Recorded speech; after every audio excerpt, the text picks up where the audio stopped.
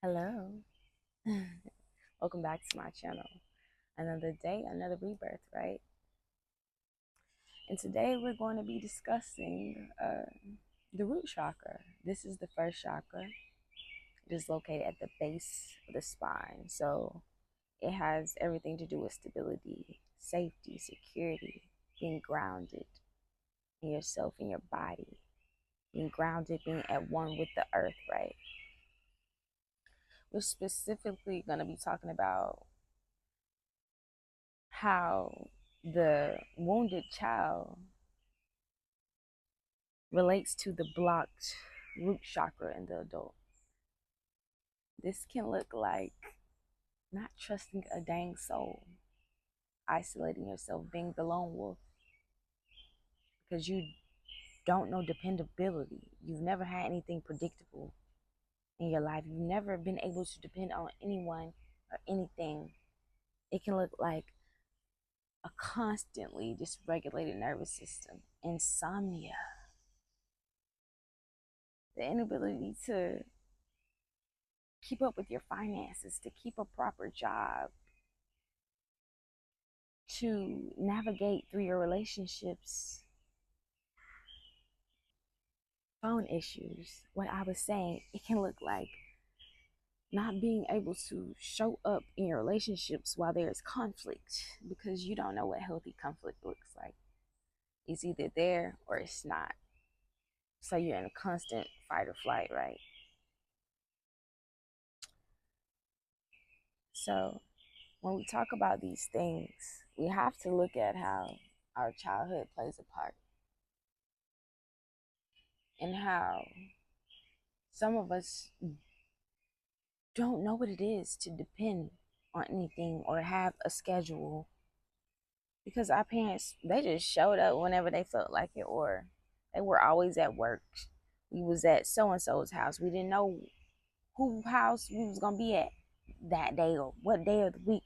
We didn't know what time they were gonna come get us from practice. We didn't know what time dinner was gonna be made. We didn't know when the bills were gonna be paid. And now you live a scattered, not secure lifestyle as an adult. And look, that is okay. That is okay. If you relate to these things, do me a favor and like and subscribe because this is the video for you. And there is no shame in being in that place. But in order to get out of that place, you have to stop gaslighting yourself, stop gaslighting your inner child. Because, okay, your parents did the best they could. Okay, I get it, girl. But what if I told you that their good was still not good enough? You deserve better. So it's up to you to give yourself better. And that is by standing in your truth and being honest with yourself. I was neglected. I was abused. I felt like I was never chosen. I don't know stability. I grew up in poverty. And I can see how that impacts me today. I can see why I show up the way I do in my relationships or why I don't show up. You feel me? We have to be honest. And we have to not expect anybody else or the people who caused you that pain and caused your inner child that pain to get where you coming from. Because I wish I could call somebody right now and be like, hey, you did such and such to me. I want to know why that happened. Because it's still impacting, it's still hurting me to this day. And I'm grieving that. And I'm feeling for my inner child. But I can't because you know people, they're going to get defensive. If they're not doing the work, they're going to get defensive. And I don't know if most people are doing the work. You feel me? And for those of us who can't sleep to save our lives, it's because you grew up, maybe, I speak for myself, grew up in a household where like people are always fussing and cussing and you just pull the cover over your head. You don't know a proper sleep schedule. You don't know a proper sleep routine. You don't know how to debrief your day and meditate and talk to yourself kindly so you can go to sleep and attack the next day with a clean heart, a clean mind. There is no uh, predictability about how you rest and how you go to sleep. Or when I mean like your finances. Child, growing up in a home where I don't know what money was going to, uh, and not and growing up in poverty and not feeling safe and secure in my body because the next day the lights could be off. The next day the heat could be off. So every little thing triggers me now. I'm not gonna lie. Whenever I go through a rough patch in my life, I automatically think, oh my God, you're gonna be poor. Oh my God, this is it. You're gonna get evicted. Because I don't know what stability is. I go from feeling secure to being triggered and thinking the worst thing is gonna happen to me. Because whether this is my truth or my reality, I feel like my childhood was the worst. So remember, your body is wired to remember. Your brain is literally wired to remember. You will be triggered, but we have to do better about the things we do when we're triggered. You're not there. You're not in survival mode, but in order to realize that, you have to grieve the times that you were in survival mode. You have to be honest about what you experience. You have to be honest and say, I was too good for that. And I may be too good for my family because I'm healing and they're not. And in order for me to feel secure and safe and grounded, I have to get away from that. That can be one of the most unpleasant things that you'll feel in your life because it'll literally feel like a death. You're grieving people who are still alive but still stuck in their own trauma.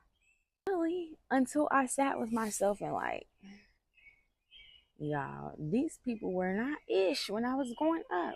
I didn't understand why I kept attracting or being attracted to, I must say, to people who were not dependable, whether that meant platonically or romantically, because I was so used to not being able to lean or trust anything. I thought that was the norm. I thought that's what I deserved. I thought that was okay.